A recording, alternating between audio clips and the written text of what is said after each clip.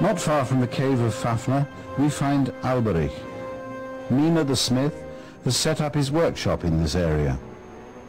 They prowl around the cave, pondering the best way to seize the ring. Sieglinde has taken Brunhilde's advice. She has taken refuge in the depths of the nearby forest. The dying Sieglinde gives birth to her son. She entrusts him to the smith, together with the sword fragments. Mime immediately sees how to take advantage of this. He brings him up as his son, keeping him in utter ignorance in order better to manipulate him. He constantly reminds him of the debt of gratitude he owes to the one who has given him clothes, food, and shelter. Later the young man is to kill the dragon and win him the ring. Unfortunately, there are two obstacles to this plan. On the one hand, Siegfried breaks everything Mime forges for him. Mime knows that only Nothung, Siegmund's sword, will stand up to him. But how can you put the fragments together again? On the other, the ambivalent relationship between Siegfried and Mime is clear. Handsome, athletic and fair-haired, Siegfried is young, sentimental, impatient, and hates old age, ugliness and fear. His behavior towards the limping, weepy-eyed dwarf is hateful, sadistic. At the start of the first act, he threatens to have him eaten by a bear if he cannot finally make him a sword strong enough to withstand his youthful powers. By dint of a little torture, he manages to make the unhappy dwarf confess that Sieglinde was his dying mother.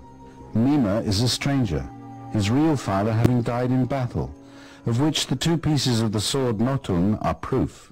Siegfried demands that they be re-welded, and asserts his wish to escape into the world of men, as free as a bird, far from the forest and the hateful dwarf.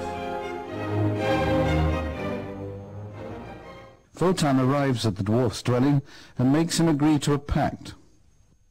The dwarf may ask him 3 riddles.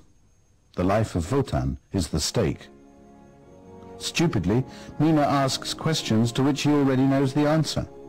Wotan returns the compliment, making him fail with the final question.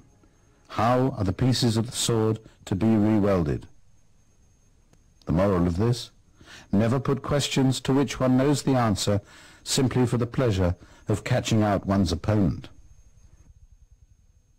Wotan provides the answer. Only he who knows no fear can reforge the sword. If he learns fear, Mime's head will be safe, but there will be no sword and no ring.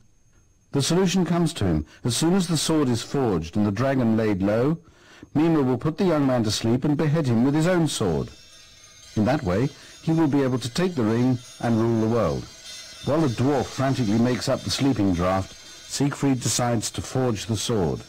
When Mime rebukes him for inattentiveness in his lessons, he replies that the master's knowledge breaks down where ignorance serves his pupil.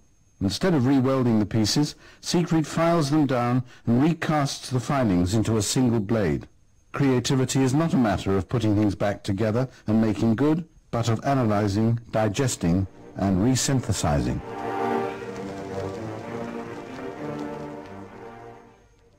Wotan puts on an air of goodwill towards Alberich to prove his neutrality in the matter of the ring. He warns Fafner that a hero is coming to kill him. Let him save his life by unloading the ring to Alberich. Fafner yawns.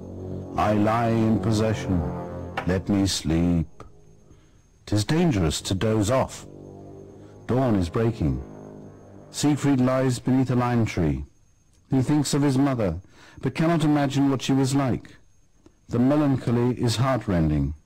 He wants a friend to love.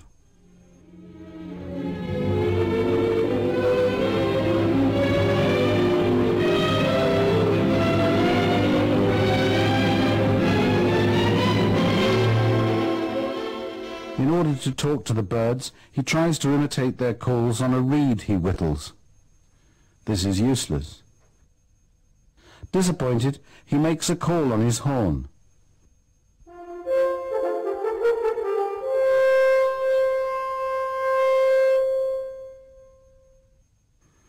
It's the dragon that answers. Siegfried kills it and tastes its blood, which gives him the ability to understand birdsong.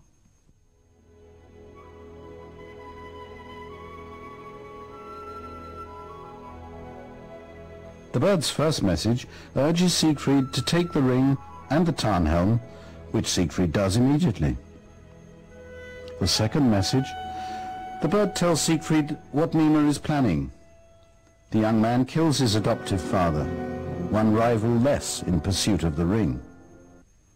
The third message, the bird tells Siegfried of the existence of Brunhilde, who is destined for him who knows no fear.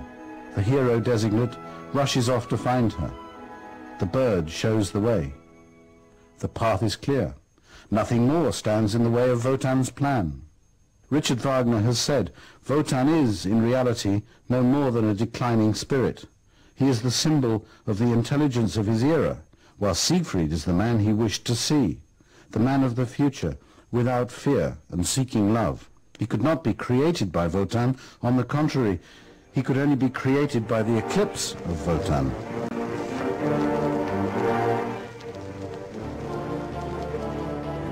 This book will change your entire perception of history forever.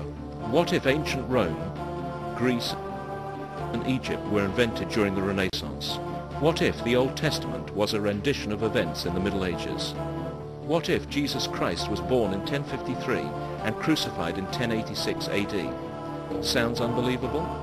Not after you've read History, Fictional Science by Anatoly Fomenko, the leading mathematician of our time.